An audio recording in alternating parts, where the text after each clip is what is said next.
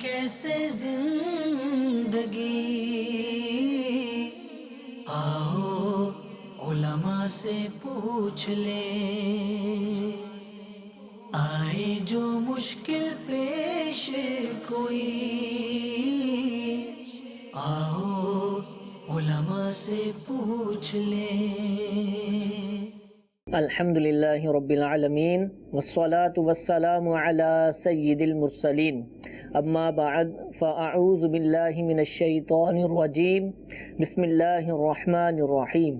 الصلاة والسلام علیک یا رسول اللہ، الصلاة والسلام علیک یا حبیب اللہ، الصلاة والسلام علیک یا نبی اللہ وعلی آلک واصحابک یا نور اللہ۔ پیارے اور محترم اسلامی بھائیوں، دارالافتاء اہل سنت سلسلے کا وقت شروع ہو چکا ہے۔ درود پاک کی فضیلت سنتے ہیں۔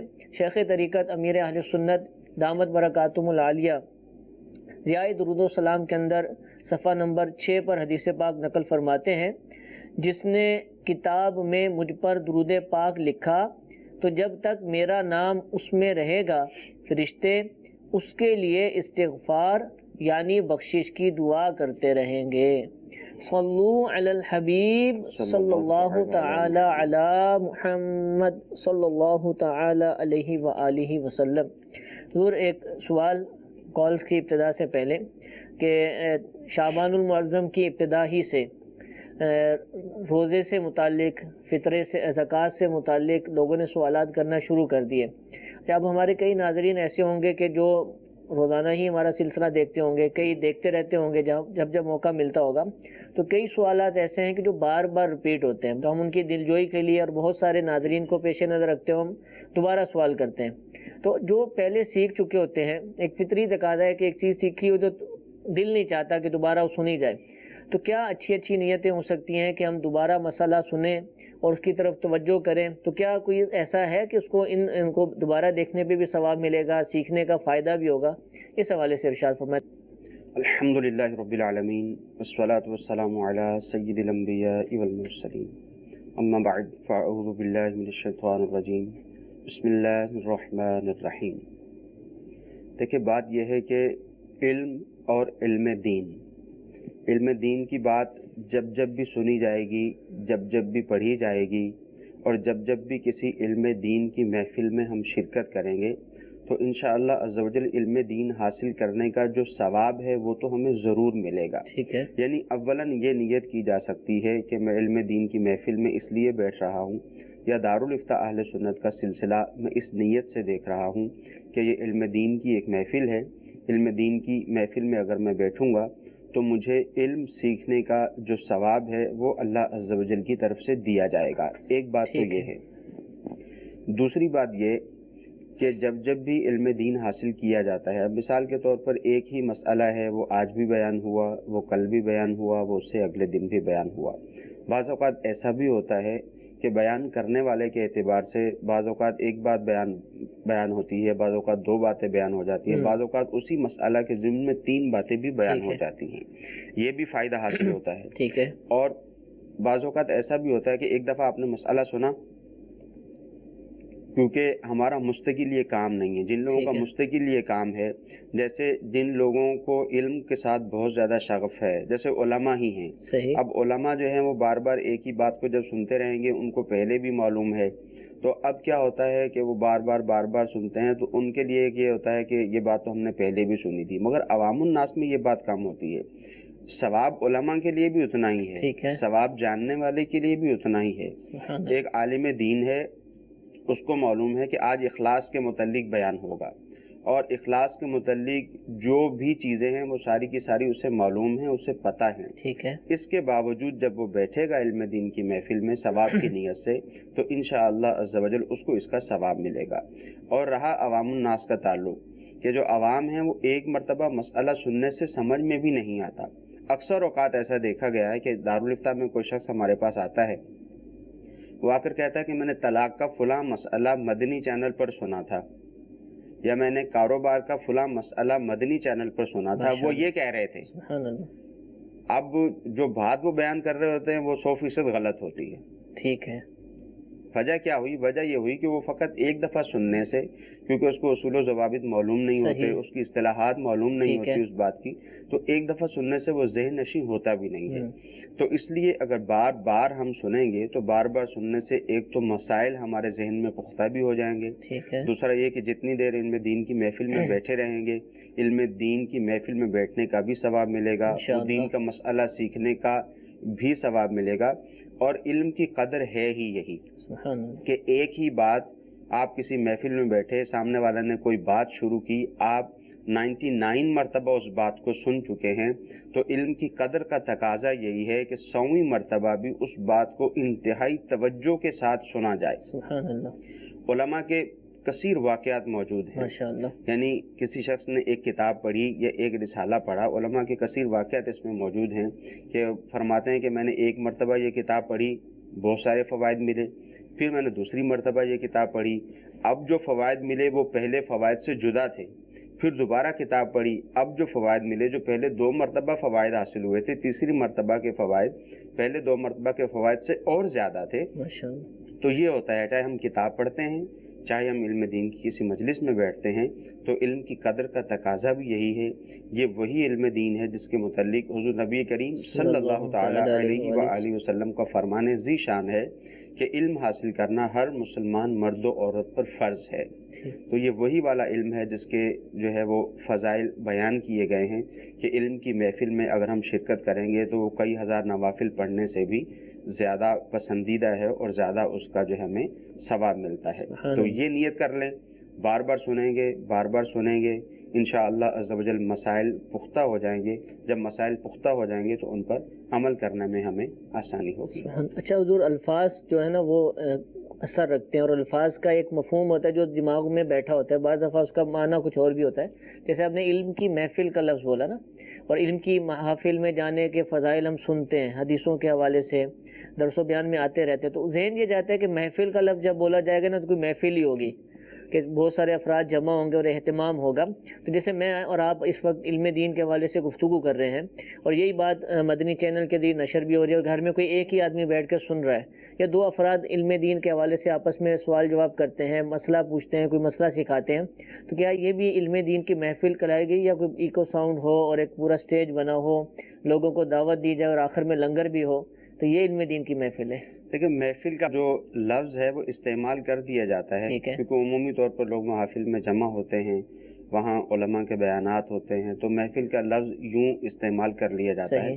احادیث طیبہ میں بھی اس طرح کے الفاظ استعمال ہوئے ہیں کہ لوگ جمع ہوں، وہاں اللہ تعالیٰ کا ذکر کریں، علم دین سیکھیں، حضور نبی کریم صلی اللہ تعالیٰ علیہ وآلہ وسلم پر درود پاک پڑھیں، تو فرشتے ان کو ڈھانپ لیتے ہیں۔ حدیث طیبہ میں بھی محافل کے لفظ استعمال ہوئے ہیں جہاں زیادہ لوگ جمع ہوں۔ اصل یہاں پر جو ہماری گفتگو ہو رہی ہے وہ ہو رہی ہے علم دین کے حوالے سے۔ ٹھیک ہے، علم دین کے حوالے سے جو شخص علم دین ذاتی طور پر خود پڑھ رہا ہے اس کو بھی ثواب ملے گا۔ انشاءاللہ، جو 2 افراد آپس میں بیٹھ کر علم دین کے متعلق بات کر رہے ہیں، چونکہ وہ علم دین کے متعلق بات کر رہے ہیں تو ان کو بھی ثواب ملے گا۔ زیادہ افراد بیٹھ کر علم دین کے متعلق گفتگو کر رہے ہیں ان کو بھی ثواب ملے گا۔ انشاءاللہ، زیادہ افراد بیٹھے ہوں، 2 افراد بیٹھے ہوں، یا کوئی ایک ہی فرد بیٹھا ہے علم دین کی کسی بھی طرح سے وہ علم دین حاصل کر رہا ہو، تو سب کو انشاءاللہ عز و جل ثواب ملے گا۔ وہ ایک ہماری جو مروجہ محفل ہے اس سے وہی مراد نہیں ہے، مراد فقط یہ ہے کہ علم دین کا حصول ہو، علم دین حاصل کر رہا ہو، تو جو شخص علم دین حاصل کرے گا انشاءاللہ عز و جل اس کو ثواب ملے گا۔ کال سلسلے میں شامل کرتے ہیں جی۔ میں راولپنڈی سے ملک ضمیر بات کر رہا ہوں۔ چھوٹا سا سوال تھا کہ صلاۃ تسبیح پڑھنے کے کوئی خاص اوقات ہوتے ہیں یا کسی وقت بھی پڑھی جا سکتی ہے مکروہ اوقات کے علاوہ؟ جی ہاں، صلاۃ التسبیح بعض لوگوں کے ذہن میں کہ یہ بڑی راتوں ہی میں پڑھی جاتی ہے، کہ جو کتاب وغیرہ نہیں پڑھتے تو بس وہ دیکھ دیکھ کے ذہن بنا ہوتا ہے کہ بڑی راتوں کے لیے ہے، تو یہ اوقات ہیں، یہ مخصوص ایام ہے، یہ کسی بھی دن پڑھی جا سکتی ہے؟ کہ جو مکروہ اوقات ہیں، ان مکروہ اوقات کے علاوہ کسی بھی وقت صلاۃ التسبیح نفل نماز ہے، کسی بھی وقت ادا کی جا سکتی ہے۔ اور جو اوقات مکروہ ہیں وہ اس کے ساتھ ساتھ جو اوقات مکروہ عمومی طور پر 3 بیان کیے جاتے ہیں، لوگوں کے علم میں بھی ہوتے ہیں کہ جب سورج طلوع ہوگا تو اس کے 20 منٹ تک یہ مکروہ وقت ہے۔ اسی طرح ظہور کبریٰ سے لے کر زوال تک کا جو وقت ہے دوپہر کے ٹائم، یہ بھی مکروہ وقت ہے۔ اسی طرح مغرب کی نماز سے پہلے کے جو 20 منٹ ہیں یہ بھی مکروہ وقت ہے۔ اس وقت کے اندر تو نہ فرض نماز پڑھ سکتے ہیں، نہ نفل پڑھ سکتے ہیں، نہ کسی طرح کا کوئی سجدہ کر سکتے ہیں. یہ تو مکروہ اوقات ہیں، ان میں بھی صلاۃ و تسبیح نہیں پڑھی جا سکتی. اس کے علاوہ چونکہ صلاۃ و تسبیح نفل نماز ہے تو نفل کے لیے اس کے علاوہ اور بھی اوقات مکروہ ہیں. جیسے کہ فجر کی نماز کا وقت داخل ہو گیا، فجر کی نماز کا وقت داخل ہو گیا، یعنی سحری کا وقت ختم ہوا، فجر کا وقت شروع ہو گیا، تو اب یہاں پر نفل نماز پڑھنے کی شرعی طور پر پورے فجر کے وقت میں نہ فرائض سے پہلے نہ فرائض کے بعد نفل نماز پڑھنے کی اجازت نہیں ہے. تو چونکہ صلاۃ و تسبیح بھی نفل نماز ہے، لہٰذا صلاۃ و تسبیح اس وقت میں نہیں پڑھ سکیں گے. یوں ہی عصر کی نماز جس نے فرض ادا کر لیے، اب وہ صلاۃ و تسبیح کی نماز نہیں پڑھ سکے گا چونکہ نفل نماز ہے، اور عصر کے فرائض پڑھنے کے بعد نوافل پڑھنے کی اجازت نہیں ہے. ٹھیک ہے، باقی دن کوئی خاص نہیں ہے کہ بڑی راتوں میں پڑھی جائے، حضرت ایسا نہیں. سیدنا عبداللہ ابن عباس رضی اللہ تعالی عنہ سے ہی مروی ہے، حضور نبی کریم صلی اللہ تعالی علیہ وآلہ وسلم نے ان کو صلاۃ و تسبیح کی ترغیب دلائی، اور اس میں کوئی وقت کوئی خاص دن مقرر نہیں ہے. وہ روزانہ بھی پڑھ سکتے ہیں، ہر دوسرے دن بھی پڑھ سکتے ہیں، ایک ہفتہ چھوڑ کر بھی پڑھ سکتے ہیں. مگر ہمارے یہاں عمومی طور پر دیکھا یہی گیا ہے کہ جب صلاۃ و تسبیح پڑھی جاتی ہے تو بڑی راتوں میں ہی پڑھی جاتی ہے. اس کی ایک وجہ شاید یہ بھی ہے کہ عام طور پر لوگوں کو طریقہ معلوم نہیں ہوتا. جب بڑی راتوں میں پڑھی جاتی ہے تو جماعت کے ساتھ پڑھی جاتی ہے، پڑھنے میں ذرا سہولت ہوتی ہے، تو اس اعتبار سے پڑھ لیتے ہیں، ورنہ کسی بھی وقت پڑھ سکتے ہیں. ٹھیک ہے، جزاک اللہ. حضور میسیجز بھی بہت سارے ہیں. سوال یہ پوچھا جا رہا ہے کہ کیا روزوں کی بھی کوئی قضائے عمری ہوتی ہے؟ اصل میں سوال غالباً یوں پوچھ رہے ہیں کہ نمازوں کے حوالے سے مشہور ہے قضائے عمری. قضائے عمری تو ہوتی ہے، لیکن وہ جو مخصوص جمعۃ الوداع کو پڑھتے ہیں اور سمجھتے ہیں کہ یہ ایک دن میں گٹھی پڑھ لی تو ساری معاف ہو گئی.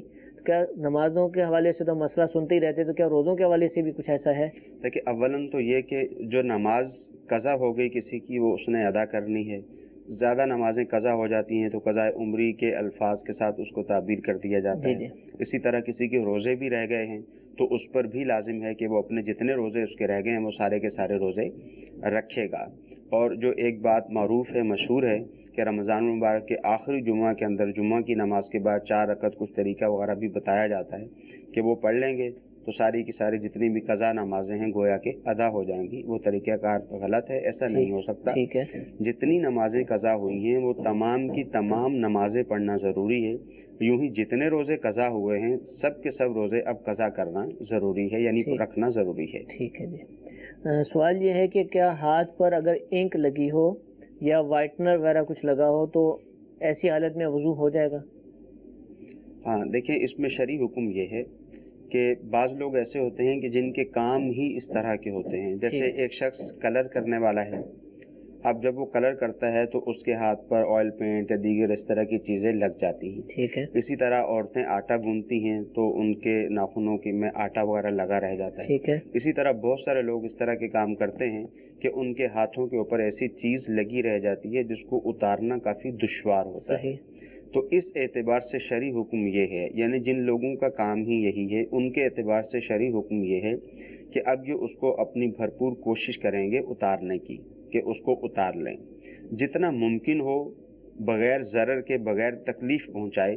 اب کلر والے کو یہ حکم نہیں ہے کہ اب وہ نہیں اتر رہا تو بلیڈ کے ساتھ اتارنا شروع کر دے، اس طرح کی کوئی کیفیت اختیار کرے، اب اس کو یہ حکم نہیں ہے. اس نے اچھی طرح سے، جیسے بعض اوقات جو مٹی کا تیل ہوتا ہے اس سے یہ لوگ ہاتھ دھوتے ہیں، اس سے کافی حد تک جو ہے وہ ختم ہو جاتا ہے کلر، مگر پھر بھی کلر لگا رہتا ہے. ان کو اب اجازت ہوتی ہے کہ یہ وضو کر کے نماز کی ادائیگی کر سکتے ہیں. اسی طرح جو دوسرے کام کرنے والے ہیں ان کے لیے بھی یہ حکم ہے کہ کسی، جیسے آٹا ہے عورتوں کے لیے یا دیگر، تو ان کو بھی یہی حکم ہے کہ جتنا بغیر ضرر کے، بغیر تکلیف پہنچائے اس کو چھڑا سکتے ہیں چھڑائیں، اور پھر وضو کر کے نماز کی ادائیگی کر لیں. آپ نے سوال کیا تھا انک کے حوالے سے.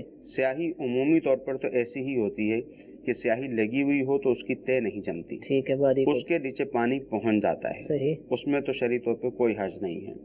ہاں، بعض اوقات جیسے وائٹو ٹائپ کوئی چیز ہے یا کسی نے ایلفی کا کوئی کام کیا، اب اس کے ہاتھ پر لگ گئی، تو اس کے بارے میں بھی شرعی حکم یہ ہے کہ اپنی بھرپور کوشش کرے گا اس کو ہٹانے کی، اور جتنا بغیر تکلیف کے بغیر ضرر کے جتنا اس کو ہٹا سکتا ہے وہ اس کو ہٹائے گا، کیونکہ بالخصوص ایلفی کا جیسے اگر کسی نے گھر میں کوئی چھوٹا موٹا کام کیا، ایلفی لگ گئی، نماز کا ٹائم ہو گیا، تو اب اس کو ہٹانا بعض اوقات کافی دشوار ہوتا ہے، صحیح، اور اس کو زبردستی کریں گے تو جو ہے وہ اسکن ہی ساتھ اتر جائے گی، ٹھیک تو ہے، اب اس کو بھی اجازت ہے کہ یہ وضو کر کے نماز کی ادائیگی کر سکتا ہے۔ ٹھیک ہے جی، ایک کال چلائیے گا۔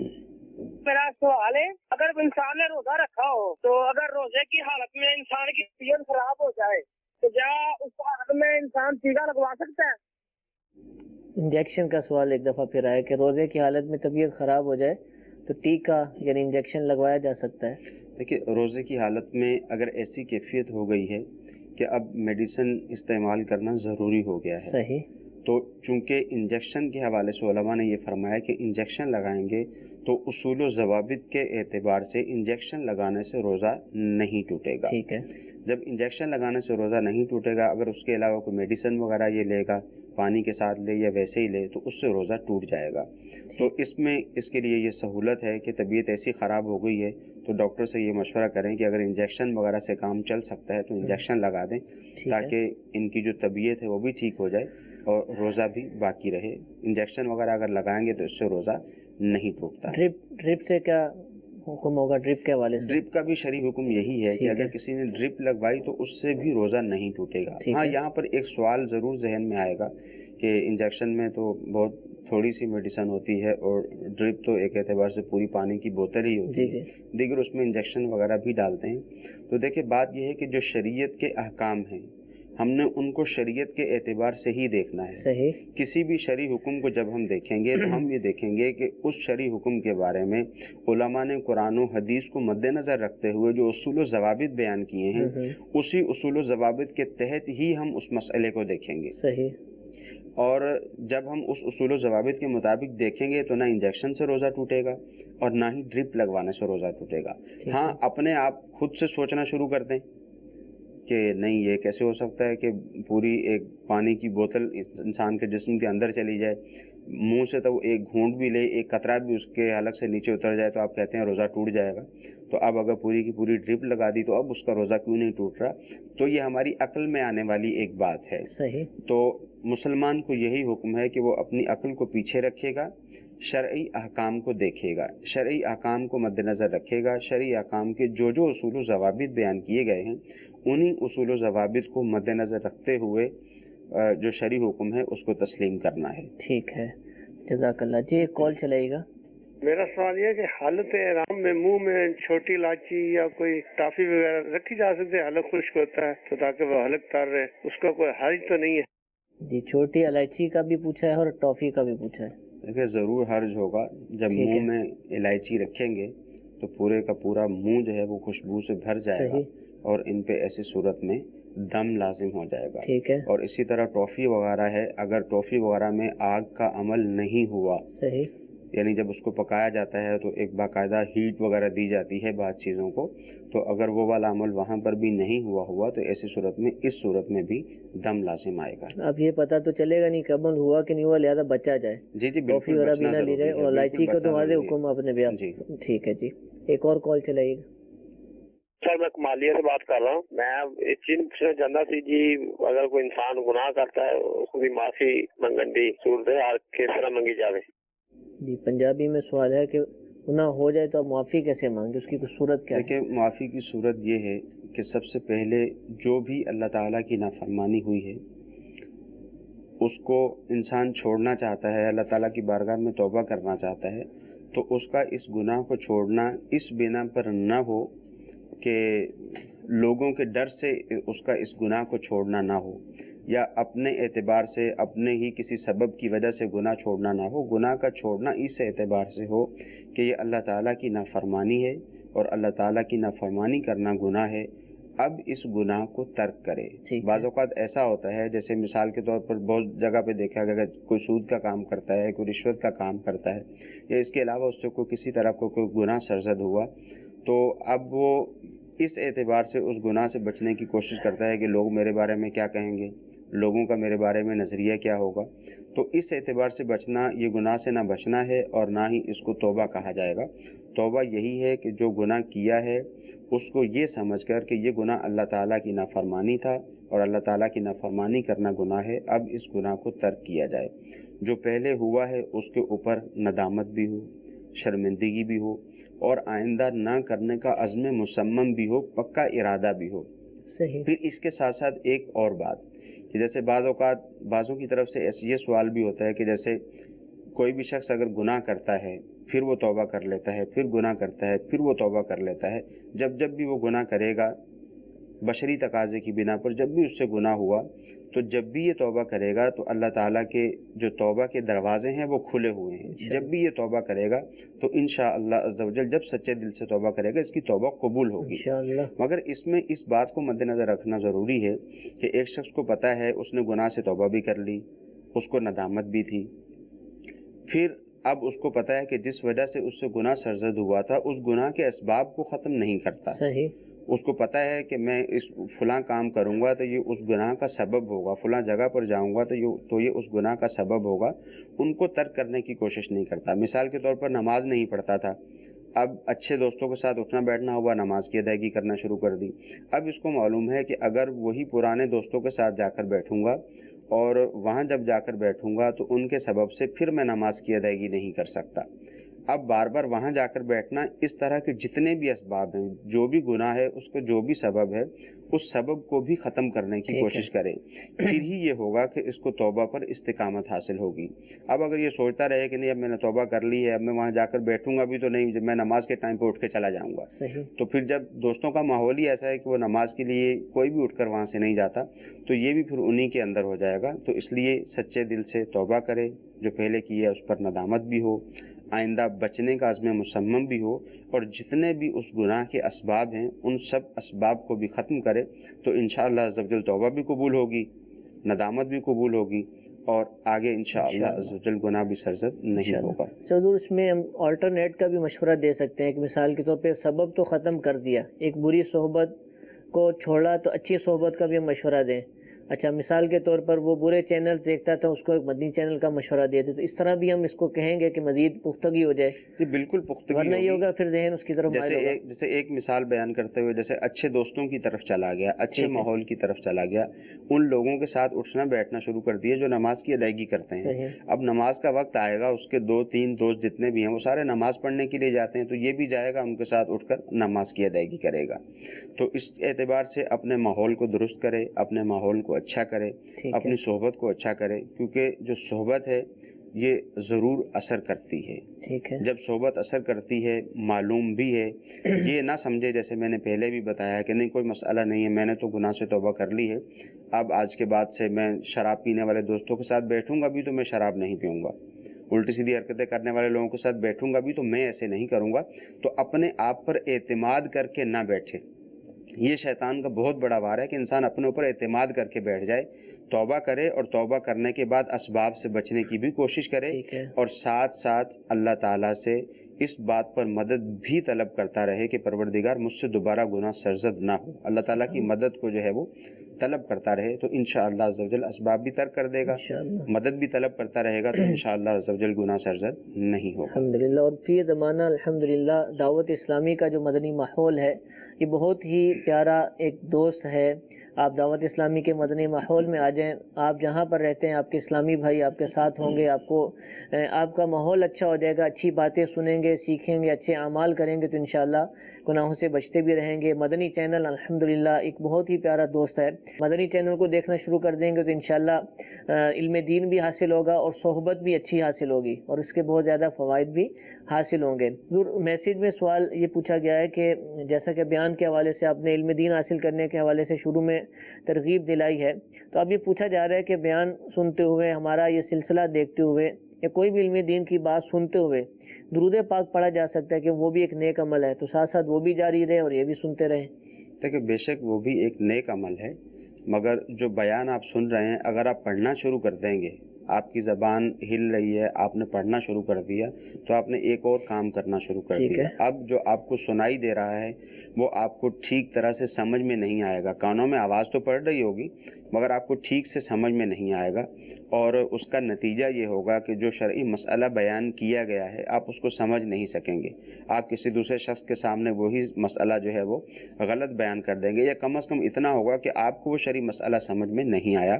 تو چونکہ جیسے بیان سنا جا رہا ہے، دارالفتہ اہل سنت کا سلسلہ سن رہے ہیں، یا دیگر مدنی چینل کے جو سلسلے ہیں، کوئی حدیث بیان کی جا رہی ہے، قرآن مجید فرقان حمید کی آیت اس کی تفسیر بیان کی جا رہی، توضیح بیان کی جا رہی ہے، تو اس کو ہی اچھے طریقے سے سنا جائے. بس یہ بھی ایک آپ جو سمجھ لیں کہ شیطان کی طرف سے وار ہوتا ہے کہ وہ کہتا ہے کہ ٹھیک ہے اب آپ درود پاک پڑھنا شروع کر دیں. بعض اوقات شیطان نیکی کروا کر بھی انسان کا نقصان کرواتا ہے.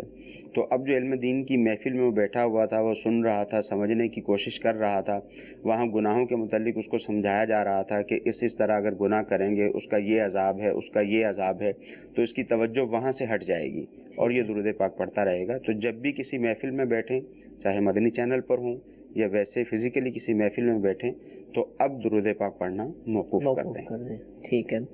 سوال یہ پوچھا جا رہا ہے کہ انہوں نے کسی کتاب میں پڑھا ہے کہ احرام پر کوئی چادر یا جرسی وغیرہ پہنی جا سکتی ہے، تو کیا یہ درست پڑھا ہے اور صحیح لکھا ہوا تھا وہاں پر؟ دیکھیں جرسی تو نہیں پہنی جا سکتی، یعنی سلا ہوا لباس پہننے کی تو اجازت نہیں ہے. سلا ہوا لباس اگر پہنیں گے تو بعض صورتوں میں دم بھی لازم آئے گا، بعض صورتوں میں صدقے کی صورتیں وغیرہ بھی ہوں گی. سلا ہوا لباس تو نہیں پہن سکتے.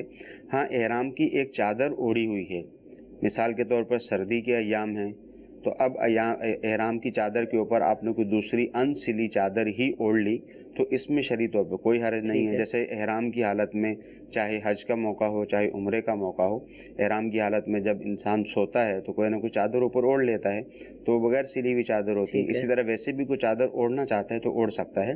سویٹر وغیرہ پہننے کی اجازت نہیں، نہ اوپر سے پہن سکتا ہے نہ نیچے سے پہن سکتا ہے. ٹھیک ہے جی. توبہ کے حوالے سے آپ نے ابھی ارشاد فرمایا، مسائل بتائے، تو کیا بے وضو دعا کرنا اور توبہ کرنا یہ درست ہے؟ دعا مانگی جائے یا توبہ کی جائے بے وضو؟ بالکل درست ہے. بے وضو بھی اگر توبہ کریں گے اللہ تعالیٰ کی بارگاہ میں بالکل کر سکتے ہیں، اور یوں ہی بے وضو اگر دعا مانگنا چاہیں تو دعا بھی مانگ سکتے ہیں. بہتر طریقہ تو وہی ہے کہ با وضو ہوا جائے اور 2 رکعت نماز توبہ ادا کی جائے، اور اس کے بعد پھر اللہ تعالیٰ کی بارگاہ میں دعا کی جائے اور اپنے گناہوں سے توبہ بھی کی جائے. ٹھیک ہے جی. ایک کال چلا دیجیے گا. جب صبح سحری کے ٹائم سب آدمی کھانا کھا لیتے ہیں، لیکن کھانا کھانے کے بعد اذان جب شروع ہوتی ہے نا، بہت سارے آدمی پانی پینے کے لیے دوڑتے ہیں. ابھی تو اذان ہوئی ہے تو ہم تھوڑا پانی پی لیں، کیا ایسا کرنا جائز ہے یا اس سے پانی پینے سے روزہ ٹوٹ جاتا ہے؟ جی یہ ہوتا ہے. جی یہ عمومی طور پر ہوتا ہے ہمارے ہاں، کہ مثال کے طور پر سحری کا جو وقت ختم ہو رہا ہے، مثال کے طور پر 5 بجے سحری کا وقت ختم ہو رہا ہے، تو اب 5 بجے سحری کا وقت ختم ہو گیا تو اب کچھ بھی کھانے پینے کی اجازت نہیں ہے. عمومی طور پر دیکھا گیا ہے کہ لوگ ایسا کرتے ہیں کہ کھا پی کر بیٹھ جاتے ہیں، 15 منٹ پہلے فارغ ہو گئے، 15 منٹ پہلے فارغ ہو گئے، اب جو ہی اذان شروع ہوتی ہے تو اب وہ پانی پینا شروع کر دیتے ہیں کہ اذان شروع ہو گئی جلدی سے روزہ بند کر لیں. تو وہ پانی پینے سے روزہ بند نہیں ہوتا بلکہ وہ روزہ کھلا ہی رہ جاتا ہے، یعنی کہ روزہ ہوتا نہیں ہے. اور الحمدللہ عز و جل اس اعتبار سے دعوت اسلامی نے جتنی زیادہ لوگوں کو آگاہی فراہم کی ہے، یعنی آپ یہ دیکھیں کہ ایک شخص صبح کے وقت اٹھتا ہے، سحری کا انتظام کرتا ہے، کھانا کھاتا ہے، اور اس کے بعد وہ پورا دن بھوکا رہتا ہے، کبھی 15 گھنٹے کبھی 16 گھنٹے کبھی 14 گھنٹے وہ بھوکا رہتا ہے، پورا دن بھوکا پیاسا رہتا ہے. اور حالت لوگوں کی یہ تھی کہ چونکہ روزہ نام ہی اس چیز کا ہے کہ صبح سے لے کر مغرب تک آپ نے کھانے پینے اور دیگر وہ چیزیں جن سے روزہ ٹوٹ جاتا ہے ان سے رکنا ہے. مگر جب وقت ختم ہو گیا، شریعت نے کہا کہ 5 بجے آپ نے کھانا پینا ختم کر دینا ہے، مگر آپ نے 5:01 تک آپ کھاتے رہے تو آپ کا روزہ ہوا ہی نہیں. سارا دن بھوکے پیاسے رہے اور روزہ نہ ہوا. اور ایک تو یہ کہ روزہ نہ ہوا، پھر ظاہر ہے روزے کی اہمیت بھی ہے، روزہ فرض ہے کہ آپ کا روزہ نہ ہوا اور آپ کو پتہ بھی نہ چلا. ایک تو یہ کہ روزہ نہ ہوا اور ہمیں پتہ چل گیا، ہم نے اس روزے کی بعد میں قضا کر لی. ایک تو یہ کہ روزہ رکھ لیا اور روزہ رکھا نہیں گیا اور ہمیں پتہ بھی نہیں چلا اور یوں ہی جو ہے وہ 10 سال کے 15 سال کے 20 سال کے روزے رکھ لیے اور یہی طریقہ کار چلتا ہوا آ رہا تھا کہ بس اذان ہوگی تو اذان کے وقت میں ہی روزہ بند کیا جائے گا. اذان تو پورا سال ہی ہوتی ہے. تو جو اذان دی جاتی ہے وہ دی جاتی ہے نماز فجر کے لیے، یعنی وہ روزے کا وقت ختم ہو روزے چکا کا وقت ہوتا ہے، ختم ہو چکا ہوتا ہے. روزے کے وقت کے اندر ہی اگر اذان دی جائے، روزے کا وقت ختم نہ ہوا ہو اسی میں اگر اذان دے دی جائے تو اذان ہی نہیں ہوگی. ٹھیک ہے. تو جب روزے کا وقت ختم ہو جاتا ہے، سحری کا وقت ختم ہو جاتا ہے، پھر ہی اذان دی جاتی ہے. اب وہ اذان 2 منٹ بعد بھی ہو سکتی ہے، فوراً بھی ہو سکتی ہے، 3 فوراً بھی منٹ ہو بعد بھی سکتی ہے، کسی بھی جی 5 منٹ بعد بھی ہو سکتی ہے، وہ ٹھیک ہے. بعض اوقات فوراً بھی اذان ہو جاتی ہے تو مگر اذان ہوتی اسی وقت ہے جب روزے کا وقت ختم ہو چکا ہوتا ہے. تو الحمدللہ عز و جل ایک تو دعوت اسلامی نے اس بات کی آگاہی بھی فراہم کی اور دوسرا ایک اور آسانی بھی فراہم کی. وہ آسانی کون سی ہے؟ وہ آسانی یہ کہ ہمیں پتہ نہیں چلتا کہ روزے کا وقت کب ختم ہو رہا ہے. رمضان کا مہینہ شروع ہوگا، آپ کو مختلف طرح کے پمفلٹ ملیں گے. لوگ اپنے کاروبار کی اشتہار کے لیے اپنا کاروبار کا نیچے دکان کا پتہ وغیرہ لکھ کر اور چھاپ دیتے ہیں کہ یہ اس مہینے روزے کی ٹائمنگ یہ ہے. روزہ انہوں نے کہاں سے بھی لی ہو، روزہ اتنے بجے بند ہو جائے گا اور اتنے بجے افطار ہوگا. اور یہ دیکھا گیا ہے اور یہ حقیقت پر مشتمل بات ہے کہ اکثر ان میں سے ایسے ہی ہوتے ہیں جو غلط ہوتے ہیں. ٹھیک ہے. ان کو اس بات کی پرواہ نہیں ہوتی. تو الحمدللہ دعوت اسلامی نے اس حوالے سے بھی ایک بہت بڑا کام کیا کہ ہمیں نمازوں کے اوقات دے دیے کہ فجر کی نماز کا ٹائم کب شروع ہو رہا ہے، فجر کی نماز کا ٹائم کب ختم ہو رہا ہے، ظہر کب شروع ہو رہی ہے، کب ختم ہو رہی ہے، اور بے شمار مقامات کے جو ہے وہ ہمیں یہ مل گئے ہیں. اینڈرائڈ موبائل میں ہم مدنی چینل پر باقاعدہ چل رہا ہوتا ہے، مقامات کی وہ پٹی چل رہی ہے. اس کے علاوہ ہمارے اینڈرائڈ موبائل وغیرہ ہیں ان میں بھی ہے. آپ دعوت اسلامی کی سائٹ سے پریئر ٹائمنگ کی جو ایپلیکیشن ہے اس کو ڈاؤن لوڈ کر لیں. آپ جہاں کہیں بھی ہیں، آپ کسی بھی مقام پر ہیں، آپ سفر میں جا رہے ہیں، اب وہاں کا وقت آپ کو معلوم نہیں ہے مگر وہاں آپ اپنی لوکیشن ڈال دیں کہ میں اس جگہ پر موجود ہوں. بعض موبائل میں لوکیشن بھی آ رہی ہوتی ہے، آپ اپنی لوکیشن ڈالیں، آپ کو پتہ چل جائے گا کہ روزہ کھلنے کا ٹائم ہوا یا نہیں ہوا، سحری کا ٹائم ختم ہوا یا نہیں ہوا. ٹھیک ہے. تو جب 14-15 گھنٹے بھوکے رہنا ہے، گرمی کے دن بھی ہیں، تو اس بات کی احتیاط بہت زیادہ لازم ہے. ٹھیک ہے. اور یہ بہت اچھے سافٹ ویئر کی طرف مفتی صاحب نے توجہ دلائی. یہ صرف رمضان شریف ہی کے لیے نہیں ہے، اس کے علاوہ بھی چونکہ ہم نماز تو پڑھتے ہی الحمدللہ اور ہر وقت اپنے محلے میں اپنے علاقے میں موجود ہوں اور اذان سن کر مسجد میں آ پائیں، ممکن نہیں ہوتا، سفر بھی ہوتا ہے، بعض دفعہ گھر میں ہی ہوتے ہیں اور کسی وجہ سے ہمیں نماز کے اوقات معلوم کرنے کی حاجت ہوتی ہے، بعض جگہ اسپیکر کی آواز نہیں پہنچ پا رہی ہوتی. تو الحمدللہ یہ اپلیکیشن پریئر نماز کے حوالے سے جو ہے وہ موجود ہے. آپ بہت ساری اپلیکیشن دعوت اسلامی کی مجلس IT نے بنائی ہے. آپ خاص اس اپلیکیشن کو لکھیں، پریئر ٹائمز کے نام سے لکھیں تب بھی یہ نکل آئے گی، یا پھر دعوت اسلامی ایپس یہ لکھیں گے تو انشاءاللہ مجلس IT نے جو اپلیکیشنز بنائی ہوئی ہیں انشاءاللہ وہ بھی نکل آئیں گی. تو اس میں یہ پریئر کے حوالے سے، نماز کے حوالے سے، اوقات صلات کے حوالے سے الحمدللہ یہ اپلیکیشن موجود ہے اور بہت زیادہ عام ہے. بہت سارے مسلمانوں نے اس کو اپنے پاس محفوظ کیا ہوا ہے، ڈاؤن لوڈ کیا ہوا ہے. اس میں آپ سمت قبلہ یعنی قبلہ کس طرف ہے وہ بھی معلوم کر سکتے ہیں، قضا نمازوں کا حساب وغیرہ لگانا ہو یہ بھی معلوم ہو جاتا ہے. 5 وقت کے اوقات نماز کے آج کے چاہیے تو وہ بھی نکل آئیں گے، پورا سال کے چاہیے تو وہ بھی انشاءاللہ عزوجل آپ کو اس اپلیکیشن کے ذریعے حاصل ہو جائیں گے. تو بہت ہی فائدہ مند مفید ہے. معلومات حاصل کرنا چاہیں تو اسی کے اندر اس کی رابطے کے نمبر وغیرہ میل IDs بھی موجود ہیں، آپ اس کے ذریعے بھی معلومات حاصل کر سکتے ہیں. اور رمضان کے حوالے سے جیسا کہ پہلے بھی عرض کیا کہ مدنی چینل پر جو یہ نیچے آپ لکھا ہوا دیکھتے ہیں جس کو ٹکر کہتے ہیں، پٹی کہتے ہیں، یہاں پاکستان کے جو بڑے بڑے شہر ہیں اور بہت سارے شہر الحمدللہ ان کی سحری کا وقت بھی چلایا جاتا ہے اور افطار کا وقت بھی چلایا جاتا ہے. یہاں تک کہ مجھے جو یاد پڑتا ہے دیگر ممالک کا جب اوقات ہوتے ہیں تو وہ بھی انگلش کے اندر یا دیگر زبانوں کے اندر مدنی چینل کی اسکرین پر دکھائے جا رہے ہوتے ہیں. تو آپ اس کو بھی فالو کر سکتے ہیں اور اس کے ذریعے بھی اپنے سحری اور افطاری کے معاملات کو دیکھ سکتے ہیں. اللہ تعالیٰ ہم سب کو صحیح معنوں میں روزے رکھنے کی توفیق عطا فرمائے. ایک مزید کال سلسلے کا حصہ بناتے ہیں. جی میرا مفتی صاحب سے یہ سوال عرض ہے کہ اگر بازو اتنے تنگ ہوں اس کا کپڑا کے اوپر نہ ہوتا ہو تو کیا کپڑے کے اوپر ہی پانی بہا لینے سے وضو ہو جائے گا؟ جواب ارشاد فرما دیجیے. جی حضور ایسا ہو جائے گا؟ جی بالکل ایسا ہو جائے گا. جبکہ واقعتاً پانی پہنچ جائے. وضو میں کپڑا بھی پتلا ہو تو جب اعضاء دھونے کا حکم بیان کیا گیا ہے کہ وضو میں فلاں عضو کو دھونا ہے، جیسے چہرہ دھونا ہے، بازو دھونے ہیں کونی سمیت، تو اس میں حکم یہ ہوتا ہے کہ دھونے سے مراد یہ ہے کہ کم از کم 2 قطرے پانی ہر جسم کے اس حصے پر پہنچ جائیں جس کا دھونا ضروری ہے. ٹھیک ہے. تو ایسی صورت میں اگر کوئی شخص ایسا کرے گا، یعنی اس کے کپڑے اس نے پہنے ہوئے ہیں، کپڑے اب چاہے باریک ہوں چاہے موٹے ہوں، موٹے کپڑے ہیں تو بہت زیادہ پانی بہانا پڑے گا، باریک ہیں تو کم پانی بھی پہنچ جائے گا. تو اس طرح بھی اگر بعض اوقات وضو میں اگر کوئی تکلیف ہو کہ ایسی اس وجہ سے کہ بازو اوپر نہیں ہو پا رہا، کوئی اور طریقہ بھی نہیں ہے، تو یوں بھی وضو کیا جا سکتا ہے، وضو ہو جائے گا، مگر بہت زیادہ احتیاط چاہیے ہو. اگر گھر میں ہے اور اکیلا ہے، واش روم وغیرہ، تو قمیض اتار کے پھر تسلی سے وضو کر لیں. اس پہ پانی بھی ضائع ہوگا اور تسلی ہوگی نہیں. ہونا تو یہی چاہیے، یعنی یہ طریقہ وہیں اختیار کیا جائے جہاں اور کوئی راستہ موجود نہ ہو. ٹھیک ہے.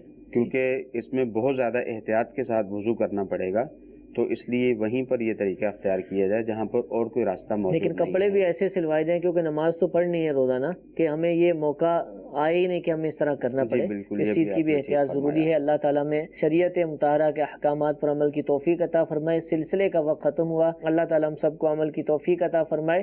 آمین بجاہ النبی الامین. صلو علی الحبیب صلی اللہ تعالی علی محمد صلی اللہ علیہ وسلم. گزارے کیسے زندگی، آؤ علماء سے پوچھ لیں. آئے جو مشکل پیش کوئی، آؤ علماء سے پوچھ لیں.